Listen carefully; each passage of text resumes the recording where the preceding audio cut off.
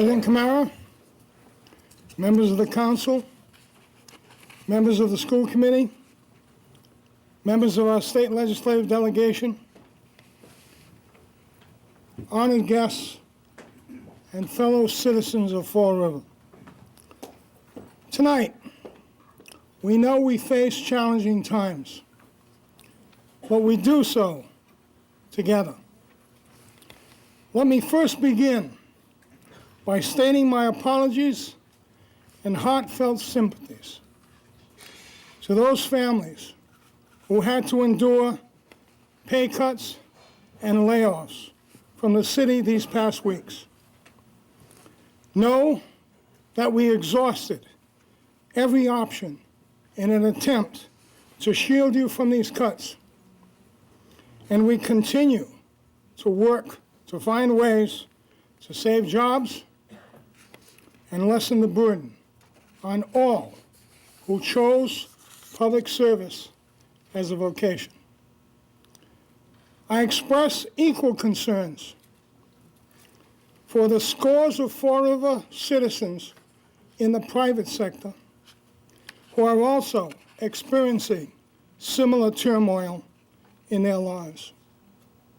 For those reasons, it's with a heavy heart that I stand here before you to deliver the news of the state of our city.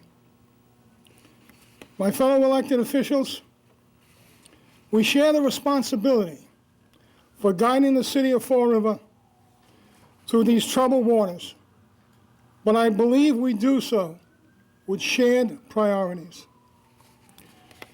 They are first, education. The total education of our children is the measure of a generation's success or failure.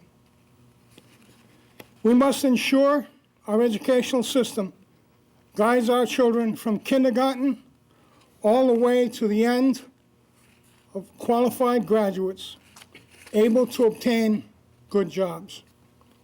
We must hold firm against any attempt to roll back the progress we have made in education.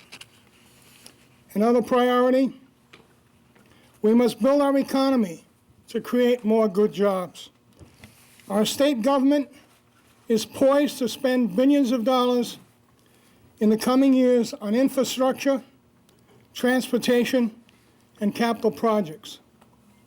Properly channeled, these dollars can be a powerful economic engine in our area. We must work together to ensure that our city gets its fair share and the jobs continue to come to our constituents. Finally, we must hold the line on property taxes. It was a central point of my platform and has continued to be a priority of my administration. We cannot allow this most regressive tax to burden the elderly and working families that are struggling to make ends meet during these difficult economic times, where over 7,000 residents of our city are without work today. We stand today amidst one of the worst financial downturns our great nation has known. Housing prices have tumbled. Banks have been saddled with the noose of years of risky lending practices, and now they've come home to roost. Our state government has already cut budgets, and their projections for next year are even worse. Ladies and gentlemen, the state of our economy is bleak. But our will and our mettle is strong. Fall River has long been known for its character. We are not the type to shrink from a challenge. We are hardy, we are proud people. We will work together, we will manage this crisis, and we will emerge from it stronger, more efficient, and better able to make city government work for you. The first year of our administration has been one of transition, lessons learned, and tough choices to make. Be certain I have, not made all the right decisions. After a time of introspection, I have come to realize that some things must change. I came into office full of excitement and vigor. I wanted so much to achieve results quickly and on a large scale. We achieved many things, real change, real results. But my methods at times were fueled more by a desire to see progress and less with attention to those whose cooperation I needed to sustain it.